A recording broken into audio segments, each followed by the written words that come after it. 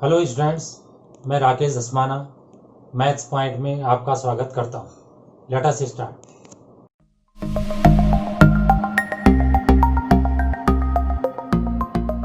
कक्षा 10 में गणित विषय में अध्याय रचनाएं के अंतर्गत प्रश्नावली 11.1 में ये मैं पढ़ देता हूँ। निम्न में से प्रत्येक के लिए रचना का औचित्य भी दीजिए। 7.6 सेंटीमीटर लंबा एक रेखाखंड खींचिए और इसे 5.8 अनुपात में विभाजित कीजिए। दोनों भागों को मापिए। तो इस प्रश्न को हम एक तरीके से कर चुके हैं, वो पहली विधि में है। अब ये मैं इसका वैकल्पिक विधि बता रहा हूँ। पेपर में आपको दोनों विधि से नहीं करना है, किसी एक विधि से करना है जो आपको अच्छी लगे। उस विधि में भी मैंने वैकल्पिक का जिक्र करा है। अब हम जो है सीधे इस पे आ जाते हैं। देखिए, ये आपको पेंसिल से बनाना है, लेकिन बीच बीच में मैं जिससे आपको दिख जाए थोड़ा पेन भी इसमें लगाऊंगा, आप मत लगाना। सबसे पहले हमने एक इसमें रेखा खींच ली। उस रेखा में एक रेखाखंड हमने ए बी खींच लिया और ए बी हमारा 7.6 सेंटीमीटर है। जरूरी नहीं कि शून्य से नापना है, आप 5 से भी नाप सकते हैं। ऐसे नापेंगे 1 2 3 4 ऐसे करके खाने नापेंगे। इसके बाद हम ए से न्यून कोण पर एक रेखा ए एक्स खींच देंगे।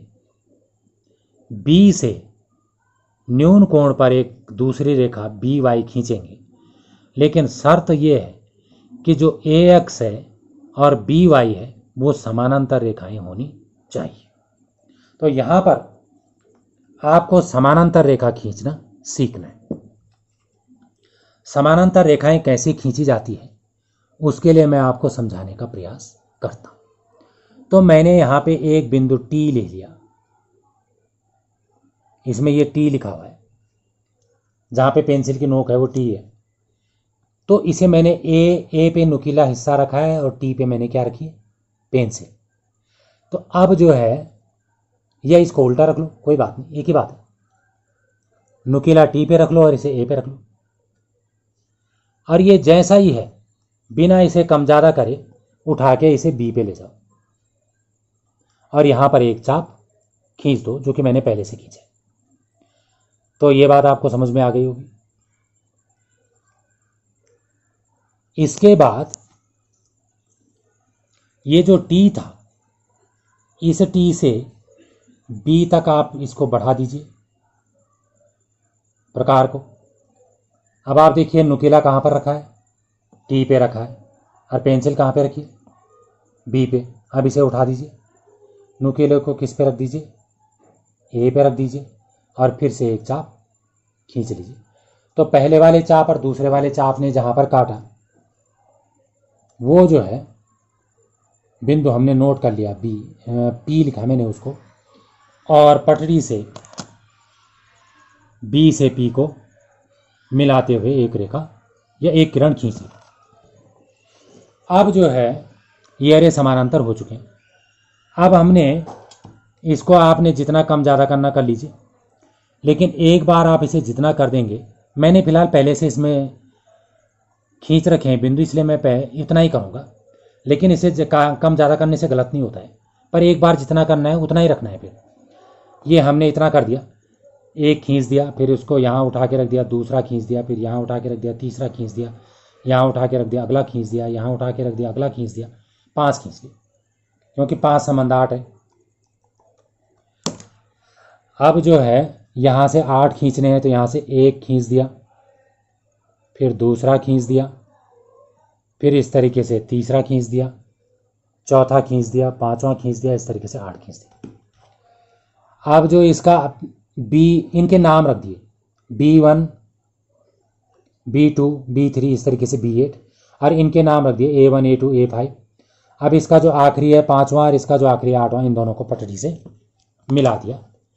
पटरी से मिलाया तो ये जो है ए बी रेखाखंड को बिंदु सी पे काटते हैं। सी हमारा अभीष्ट बिंदु हो गया, जो रेखाखंड ए बी को 5 और 8 के अनुपात में बांटता है। अब मैं रचना के चरण और औचित्य को पढ़ता जाऊंगा, लेकिन आप चित्र को ही देखते रहें, इसको बाद में देखेंगे। रचना के चरण। ए बी से न्यून कोण बनाती हुई कोई किरण ए एक्स खींची। अब मैंने यहाँ पे लिखा है ए एक्स खींची है, तो ये मैंने अध्यापक की भाषा लिखी है, ऐसा नहीं है। आप पेपर में ऐसा लिख सकते हैं, ए बी से न्यून कोण बनाती हुई कोई किरण ए एक्स खींची, मतलब हमने खींची लिख सकते हो, आप भाषा बदल सकते हो। कोण बी ए एक्स ये वाला कोण के बराबर कोण ए बी वाई बनाकर ए एक्स के समानांतर एक किरण बी वाई खींचिए। तो आप देख रहे होंगे रचना के चरण कोई नई बात नहीं होती है, जो हमने करा होता है वही लिखना होता है। ए एक्स पर बिंदु A1 A2 A3 A4 A5 और बी वाई पर बिंदु B1 B2 B3 कहाँ तक, B8 तक इस प्रकार अंकित कीजिए कि A1 बराबर A2, इसी प्रकार A4 A5 बराबर B1 बराबर B1 B2 कहाँ तक, B7 B8 तक खींचे। A5 और B8 को मिलाइए। माना यह AB को C बिंदु पर प्रच्छेद करती है, तब AC और CB 5:8 है। ये अभीष्ट विभाजन हो गया। औचित्य पे आ जाइए। त्रिभुज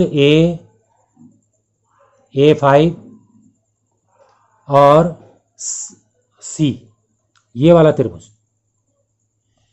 समरूप है त्रिभुज B8 और C।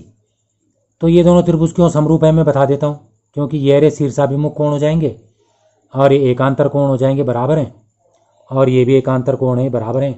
तो ए समरूपता कसौटी से ये समरूप हो जाएंगे। जब समरूप होते हैं तो संगत भुजाएं समानुपात में होती है, तब A5 शीर्षाभिमुख के विपरीत बटे B8 शीर्षाभिमुख के विपरीत बराबर AC इस कोण का विपरीत सम्मुख भुजा बटे BC इस कोण की विपरीत भुजा, क्योंकि ये कोण इसके बराबर है तो इसकी विपरीत भुजा AC के संगत इसके विपरीत भुजा BC होगी, और दोनों शीर्षाभिमुख बराबर हैं तो उनकी विपरीत भुजाएं A5 और B8 संगत होंगी। भले तीसरी भुजा भी होगी लेकिन उसकी जरूरत नहीं है। परंतु रचना से A5 बटे B8 5/8 है। कैसे पता चला, यहाँ से गिन लो, 1 2 3, इसमें 5 टुकड़े हैं बराबर, इसमें 8 टुकड़े हैं, तो इसका अनुपात 5 और 8 है, तो इसका अनुपात भी 5 और 8 होंगे। तो हमने लिख दिया था AC बटे BC बराबर 3/2। अब हमने इसमें पटरी रख दी और इसको हमने नाप दिया, तो AB हमारा 2.9 आ गया और BC हमारा 4.7 आ गया। इसमें मैंने लिख दिया है नाप कर या माप कर। अब आप ये जो लिखा है इसे एक नज़र देख लीजिए।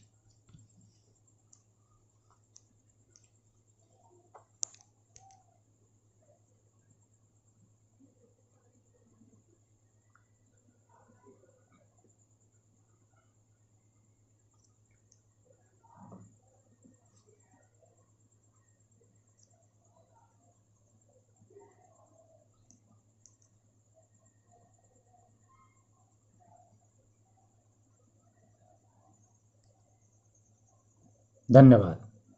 अगर आपको वीडियो पसंद आई हो तो इसे लाइक करें, शेयर करें, सब्सक्राइब करें और लेटेस्ट वीडियो जानने के लिए बेल आइकन को प्रेस करें। और अगर आपका कोई डाउट हो तो फीडबैक में मुझे शेयर करें। थैंक्स।